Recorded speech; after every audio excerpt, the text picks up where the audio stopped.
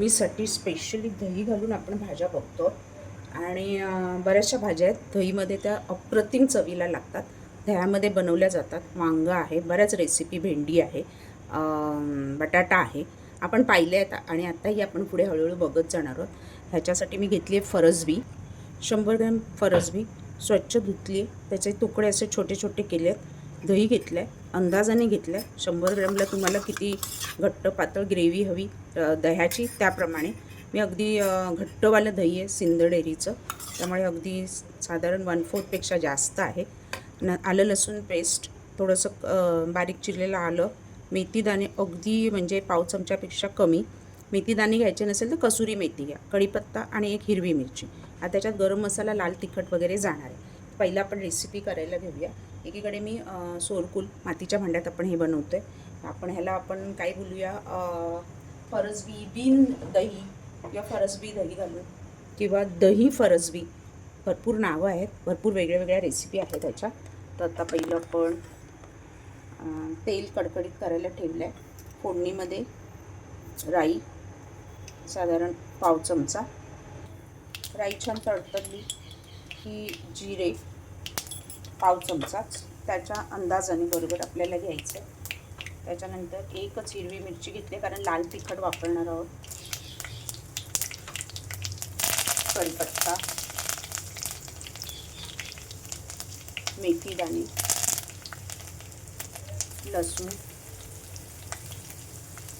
Crush केलेलं आलं आणि फोडणीमध्ये छान त्याचा कच्चेपणा काढायचा आहे. हिंग पाव चमचा,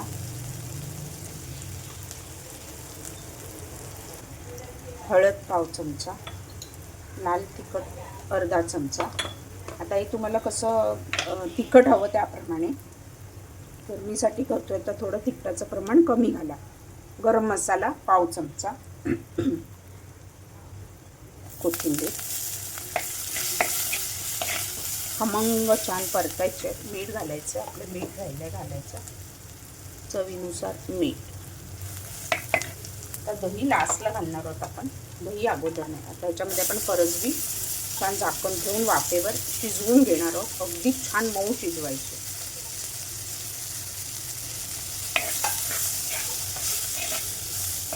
आणि शिजवण्यासाठी थोडंसं पाणी घालू शकतो, अगदी थोडंसं घालते कारण शिजायला हवी.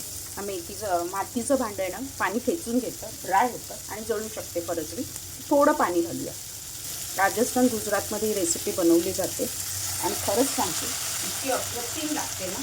राजस्थानात खूप गरमी असते, त्यामुळे रोज दही खाल्लं जातं.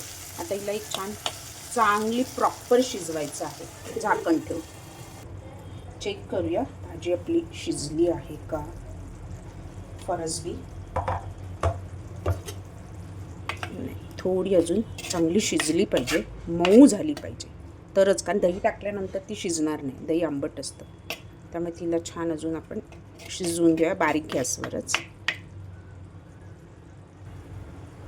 चेक करूया आपली फरसबी शिजली आहे का, कारण दही घातल्यानंतर ती शिजणार नाही.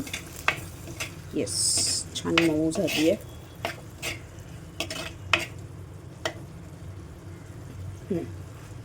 आता दही घालूया. दही घातल्यानंतर 1-2 मिनटं हलवून घ्यायचं आणि मग गॅस बंद करायचा. आणि दह्याचं जे भांडं आहे ना, ते धुवून थोडं पाणी 1 चमचा ॲड करूया. खूप शिजवायचं नाही, नाहीतर दही फुटेल. फक्त एकजीव करायचं बारीक गॅसवरतीच.